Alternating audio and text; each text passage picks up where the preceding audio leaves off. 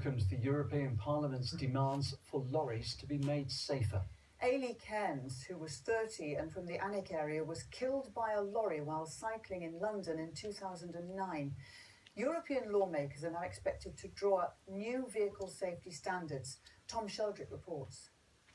She was wise, kind, witty, compassionate, and she was my best friend, and I still miss her every day. Memories of Eilidh. Kate's sister was crushed by a lorry as she cycled to work. For 8 years she's campaigned in her memory and now seen the European Parliament adopting her demands for lorries to be made safer. It's a fantastic result in the European Parliament today and a great step forward. We first went to Strasbourg in 2010 to campaign for mandatory cameras and sensors on lorries. I went again in 2013 to campaign for direct vision lorries, and this vote today addresses both of those issues. It's a long and slow process, but it's a significant step forward.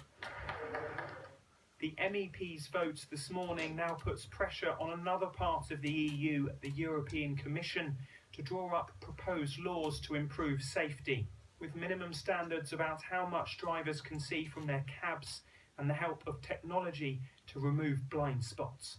What we're calling for is that the Commission basically pulls their finger out, puts forward quicker and sooner rather than later key legislation to make those strong ambitions really practice across Europe's roads. But will it all still apply here when Britain leaves the European Union? Lord Beith was the Cairns family's MP in Northumberland and has supported their campaign. Britain will continue to trade with Europe, and UK heavy goods vehicles will be travelling around Europe, so they'll have to comply with whatever rules Europe introduces. And these are rules which the UK government says it wants, so let's get on with it.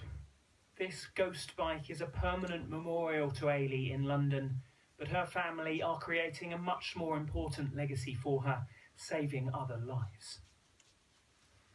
And Tom joins us now from the newsroom. Tom, what's the reaction from the haulage industry today?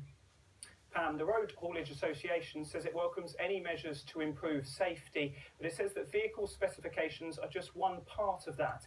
It also wants to see action taken on things like road layouts and road conditions. Kate Cairns, Eilidh's sister, who you saw in my reports there, has also been working closely with the construction industry here, and a number of companies within it have voluntarily adopted safety standards for their vehicles. Of course, today was a move towards that being applied across the board. Around 650 people are killed or seriously injured in collisions involving lorries in the UK every year. It's not just something that affects London and not just something that affects cyclists. There are still a number of hurdles to be cleared before laws can get through the European Union system, but we should see detailed proposals for new vehicle safety standards published by March next year. Tom, thank you for that detail.